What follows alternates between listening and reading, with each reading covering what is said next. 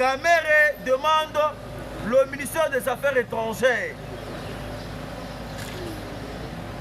Plan nini asali na yango ya kosenga ministère des Affaires étrangères.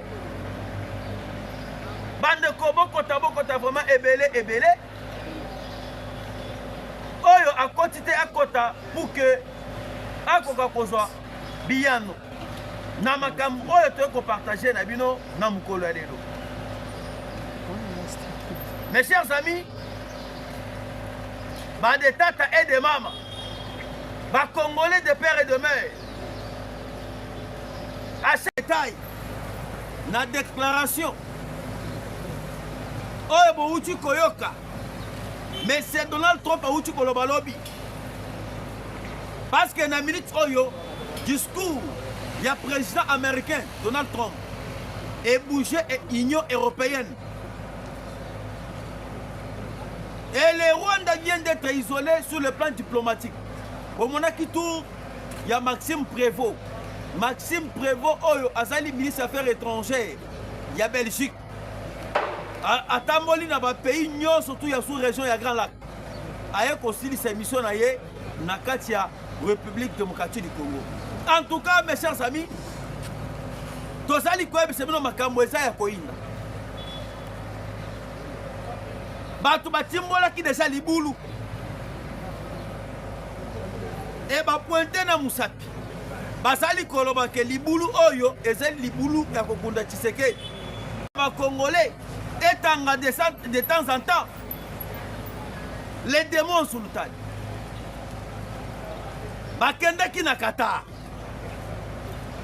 mission na bango oyo bakendaki na Qatar ezalaki mission Yakoboma Moussala Oyo, le président Tshisekedi Asali pendant 6 ans. J'ai même leurs documents. Oyo Bango Bakende qui n'a pas Qatar. Les documents est là. Vous avez vu les documents? Na document Oyo Bango Bakende qui n'a pas Qatar. Bapesa ki ministre des Affaires étrangères qatarien. Bazali kosenga pouete ba annuler. Makam oyo eteli pour parler à États-Unis. Pour que Qatar ekoka ko réconcilier Tshisekedi, Katumbi na Joseph Kabila na Corneille Nangaa. Selon document Oyo Bango Bakomi, Basengi pote le président Félix Tshisekedi. Andimela. Makamuna Bango y a pacte pour les démons. Soit disant pacte pour les sociales. Mais ça dit pacte pour les démons. En faisant croire cela au ministre des Affaires étrangères qatarien, pas eu réponse à Tamoroté. Tu as vu ça qui binoqué, Basali devant un politicien, Basali devant un président qui a été bien formé, Basali devant Mukishi, Basali devant Moutoumoukou, Basali devant un rebelle, mais Basali devant un politicien. Montunion surtout à Salakana domaine naï. Osali rebelle, Osali rebelle. Osali prêtre, Osali prêtre. Osali pasteur, Osali pasteur. Osali politicien, Osali politicien. Jamais yo Osali rebelle au koki kobongoma comme un politicien, ça ne peut pas se faire. Et boye bayango. Tozali na ba politicien, oyo bazali ko faire apprendre na ba université. Et tozali na ba politicien oyo bazali ko apprendre politique na libele ya maman na bango et bazali ko apprendre politique auprès papa na bango. Et ça lokola ba politicien oyo tobengi ya temps de la fin ba failli lutter. Ba politicien oyo tozali ko benga ya temps ya suka ba Katumbi ou bien ba politicien otozali ko benga ba kabund. Non. Basali ba vrai politicien ba prendre la politique na ndako na bango. Félix Antoine Tshisekedi Tshilombo. Regardez comment aujourd'hui il a déjoué les pièges. Attendu il y a une Union européenne. Na bisaki biloke dialogue ko bosali komona oyo est commis en deux parties. Tozali na dialogue oyo ezali soutenu par l'Union européenne. Et tozali na dialogue oyo ezali soutenu par les États-Unis d'Amérique par rapport à ba intérêt. Ouais, bah, trop bien. Parmi batu oyo ba soutenant Joseph Kabila, avant tokota na Mozino, il y a négociation, il y a soutien à dialogue. Parmi les gens qui ont eu à soutenir Joseph Kabila, après l'assassinat de Laurent Désiré Kabila, c'était l'Union européenne.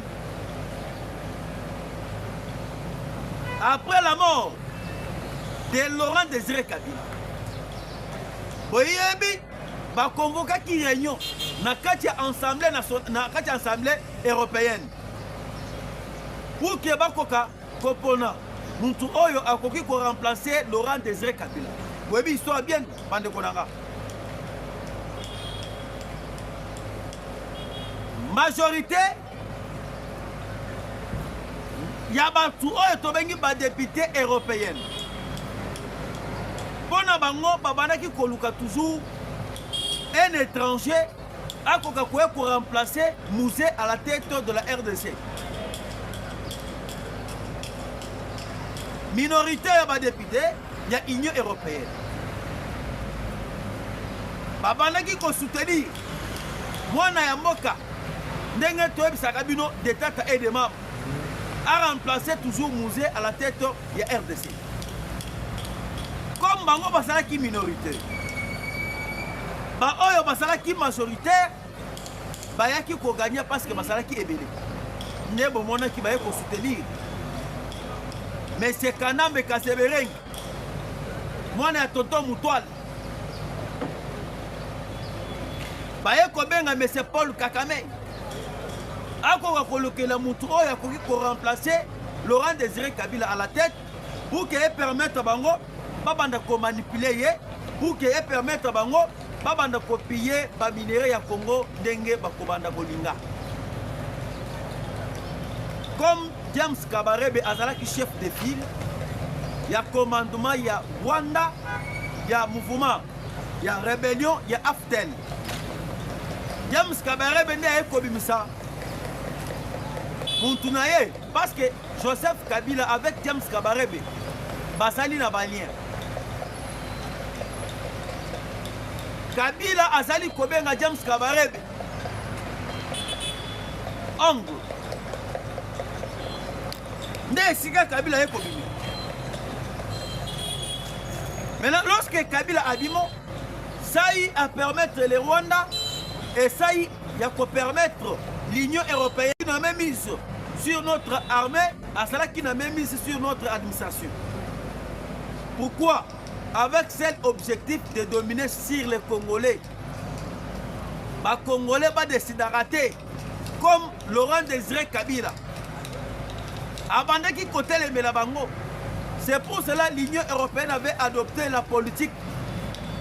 Il y a qu'on fonctionner avec les étrangers. C'est ce que nous voyons aujourd'hui. Nous avons l'Union européenne, où il a fallu soutenir les Nanga, le Kabila et les M. Paul Kakame. Et nous avons les États-Unis d'Amérique. Il y a actuelle administration, il y a M. Donald Trump, où il a fallu soutenir le président Félix Tshisekedi. Mes chers amis, tous allez quoi, Bisabino? Makambo oyo bosali komona ba démon en sultan, les sorciers, bandoki. Est-ce que excusez-moi pour ce terme? Basa bandoki. Bandoki en sultan basali kotambola. Basali na plan B oyo ya bango. Plan B oyo ya bango, c'est l'Union européenne. Ce n'est pas si longtemps. Oh, bon, tu connais comme M. Emmanuel Macron, oh, il y a quelqu'un qui TV5 Monde. Emmanuel Macron est allé plus loin. Il y a Koloba Poete et Sengeli. Azongela Makambo est allé pour parler. Pour un conflit à partir est entre M. Nanga, Bertin Bissimo et le gouvernement congolais. Tshisekedi a échappé dans le radar. Congo a échappé dans le radar. Il y a l'Union européenne. Il y a un porteur de mallette. Il y a Kakame, le pion de l'Union européenne. C'est la Senko. C'est la Senko qui cherche comment couper sa béquille. N'a pas membre, il y a l'Union européenne. Bakomata, Bakokita. Bayaba déjà que Congo est sali dans la démarche. Congo est commis déjà dans cela. Torosonga les sous simate. Et c'est que moi je vais vous dire. Aujourd'hui, le président Félix Tshisekedi est attendu aux États-Unis durant cette semaine. Dans la semaine où le président Tshisekedi va se rencontrer avec son homologue américain, M. Donald Trump. Pourquoi? Selon les accords de principe, mon ministre des Affaires étrangères, Mme Thérèse Kaikwamba, na ministre des Affaires étrangères, Wande Olivier Ndurungire, qui a signé il n'y a pas si longtemps. Maintenant, nous avons un accord de paix. On va signer le 2 mai 2025. Le 2 mai 2025, là où on va signer les accords de paix entre M. Paul Kakame, le président Félix Tshisekedi et le président Donald Trump aux États-Unis d'Amérique. Match Sili.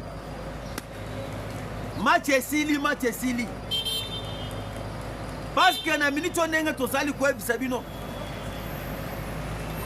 Et là qu'on va signer Kiliboso, ce n'était pas l'accord de paix. Et là qu'on va signer Kiliboso, et c'est là qu'il y a un règlement. Je peux vous dire que c'est là qui accord de paix et accord de principe. Accord de principe. Kakame a signé qui pour violer les sources de territoire. Il y a Congo. De même aussi la RDC. Et moi, que ça, c'est une victoire pour le peuple. C'est ce que le peuple congolais attendait. Et l'histoire retiendra toujours que c'est le président Tshisekedi qui a sali que Rwanda a respecté l'intégrité territoriale. L'histoire retiendra que, à travers le président Félix Tshisekedi, le Congo est devenu un pays autonome. Et l'histoire retiendra que au lieu que le gouvernement Ebimaka, le ministre de Rwanda, Kakame Pesaralisa, le ministre, le député, le sénateur. Et l'histoire retiendra qu'avec le président Félix Tshisekedi, Makamwana Nyostou et Sili. Ça, c'est une victoire pour le peuple congolais. Bandeko, Nasali Kosengayo, Bambelanga Bajem Nayo Ebele. Partagez notre émission. Tozali ko avancer. Nayebi que Torolobele Likambu ya Vital Kamerhe. Avant que le gouvernement Ebima et Kamerhe a comme Kosenga, ministère des Affaires étrangères. Avant que Toko Makuno, on développait toujours Likambu et était le déplacement à présent Tshisekedi aux États-Unis d'Amérique. C'est un coup bango bomonaki bango bakena na Qatar. Pour mon degré ya politique aux États-Unis. Parce qu'actuellement, il y a déjà une guerre froide entre les États-Unis et l'Union européenne.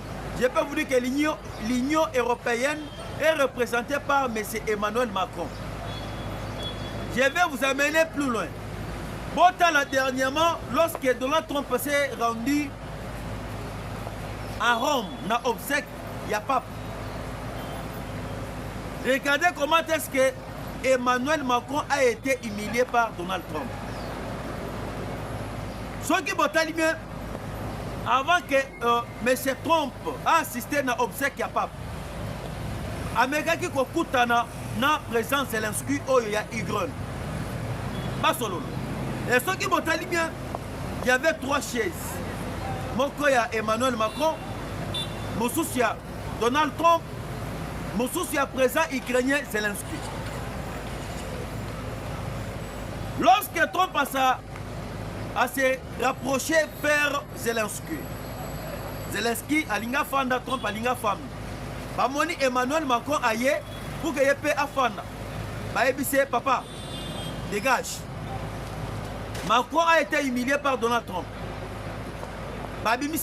Babengani lokola mwana muke. Et moi que Donald Trump a sali représentant ya Union européenne. Oui, Emmanuel Macron, je m'excuse. Emmanuel Macron, c'est un représentant de l'Union européenne. Sur les 27 États qui composent l'Union européenne. Mais c'est Emmanuel Macron qui vient de représenter Bango en Afrique, qui vient de représenter Bango dans le Conseil de sécurité des Nations Unies sur les 5 pays permanents qui le sud ont le droit de veto. Yango Moni Babengani par M. Donald Trump. Il a été humilié comme un bébé, un enfant gâté de l'Union européenne. Va même à son retour, lorsqu'il a eu à rencontrer le président Félix Tshisekedi. Bon, mon aki binonio surtout, comment est-ce que le président Tshisekedi avait boudé Emmanuel Macron? Ça doit vous enseigner quelque chose. Et je vous préviens, mes chers amis, na Ali Makambo Sali Kokeni, que la France va disparaître. L'Union européenne a quoi disparaître parce que Ali Makambo Sali Koya, c'est très grave. Na semaine oy et sali semaine il y a pas de décision. Lorsque le Rwanda va signer, la RDC va signer, ouais bah déjà que c'est fini pour la guerre de l'Est. Il n'y aura pas ni respect à cahier de charges à M23. Il n'y aura pas mixage et brassage. Ça, c'est une victoire inattendue. C'est une victoire. Oyo ba Congolais, Babanaki Kosela. 30 ans, c'est beaucoup. 30 ans, ça suffit. 30 ans, on a eu beaucoup d'humiliation envers le Rwanda. 30 ans, nous avons perdu plus ou moins 15 millions de morts dans notre terre. Nous avons perdu 15 millions Batu Oyo Baleki va même Batu Bakufaki na 3e guerre mondiale. Batu Oyo Congo a perdu. Basali Batu Oyo Baleki va même popularité. Il y a Belgique. C'est ce que moi je vous dis. L'avantage il y a na Congolais de père et de mère. Yango Oyo. Et voyez que Nayoki Bandongolomis. Ba ennemi ya peuple, ba ennemi ya paix. Ba Telemi, il commence à dire que Tshisekedi est en train de brader le minerai du Congo et Tshisekedi a quel côté Kamboka et pas américain. Bon la bande qui bangoan. Tshisekedi a quel côté Kamboka. Ate Kimboka yango na combien d'argent? Mboka oyo bino bozali koloba que non Tshisekedi a quel côté Kamboka. Tshisekedi a te Kimboka. Na dokimani et mboka yango bozali kolobela ke Tshisekedi a koteka. Tshisekedi a teki na mboka koteka mboka yango combien de fois? Avec combien de documents? Basali na perte de vitesse. Vous comprenez? À la place biso tolobela invertissement et bango basali ko préférer pillage ya Rwanda. Bango basali ko préférer Rwanda à Koti à piller à Yibi que par rapport il y a invertissement. Ce sont les sorciers de la République démocratique du Congo. Il n'y aura pas de dialogue ni négociation. Ni cahier de charges au Tobengi à 5 ans et qu'on ne l'a jamais respecté. Et je vous préviens encore mes chers amis. Dans l'accord de principe pour Boutaki Komona et Zala qui signé, Bomona qui Obasanjo. La politique est très compliquée. Obasanjo Oyo Azalaki médiateur. Il y a un accord Oyo Basignaki en 2013. Obasanjo était aux États-Unis. Lors babandaki co-signer accord de paix. On avait Obasanjo, conseiller. Il y a M. Donald Trump. On avait Marco Rubio, qui est le secrétaire d'État américain. Et aussi Mme Thérèse Kayikwamba. Et aussi, on avait le ministre des Affaires étrangères, Olivier Ndoungiré. Obasanjo s'est représenté là-bas pourquoi? Obasanjo s'est représenté là-bas aux États-Unis comme un témoin oculaire. N'a pas accord au signaki en 2013 pour casser l'Union européenne, pour casser Tobengi, la Senko. Na minute on to sali ko ebisebino, mais c'est Donald Trump lui-même a signifié hier devant les médias, devant les journalistes. Donald Trump a affirmé que non, il y aura la paix dans la sous-région des Grands Lacs. Et je vous assure, mes chers journalistes, il y aura la paix au Rwanda, il y aura la paix en République démocratique du Congo, voire même à l'Ouganda. Fini la récréation. Alors, mission Nini, on a qui ministre des Affaires étrangères, il y a Belgique. Aye Kosala, dans la sous-région, il y a Grand Lac. Mais pourquoi qu'il y a un Rwanda? Dans minute, je vais vous dire que les Rwandais viennent d'être isolés sur le plan diplomatique. Maxime Prévost, le ministre des Affaires étrangères belge, Azalaki na Bujumbura, Azalaki na Ouganda, et aye aussi ses missions na Katia, République démocratique du Congo. Na mission na aye kosa na Congo, na sali ko informer bino mes chers amis. Mission na Congo, bakutana kina président Félix Tshisekedi. Et n'oubliez pas, la Belgique, c'est un pays qui pèse aussi, il y a l'Union européenne. L'Union européenne que vous voyez, c'est Chinabango et Zali Nakatia Belgique. Ba député ya Union européenne. Bango nyo surtout ba sejaka. Nakatia Belgique. Ba grande décision. Oye ekwe kana Union européenne et utaranam d'abord et pas ya Belgique. France coûte France a sali na attribution na ye. France a sali mwana bitinda ya ba européen. Parmi batu oye ba rendre M. Paul Kagame un mauvais service, c'est la Belgique. Où tu comprends dernièrement, depuis que Belgique a fait ça qui sanctionne contre les Rwandais, Mindou qui est où tu rappelles sous soutien en Europe et qui n'a rien à Rwanda. Parce que plusieurs armes, et pendant qu'ils sont en Europe, et Zali Kokita na port, Oyo ya Belgique. Et lorsque Zali Kokita na port ya Belgique, et Basali comme mayango destination Oyo Tobengi Rwanda. Maintenant, depuis que les relations diplomatiques est entre le Rwanda et la Belgique, moyen que le Rwanda a se provisionner avec les armes, il n'y en a pas. Yango Momoni Koto Oyo, Kao debout, Alexis Prévost, Maxime Prévost, le président Félix Tshisekedi, a rassuré le président Félix Tshisekedi, tant que garant de la nation, il y aura la paix dans la partie est de la RDC. On a cité parce que nous sommes quelques minutes. Vous avez suivi comment est-ce que M. Vital Kamerhe, avant la sortie du gouvernement, Tomoni Batunaye, communicateur ya INC, Babani ko s'attaquer na ministre des Affaires étrangères, Mme Thérèse Kayikwamba. Et pourquoi?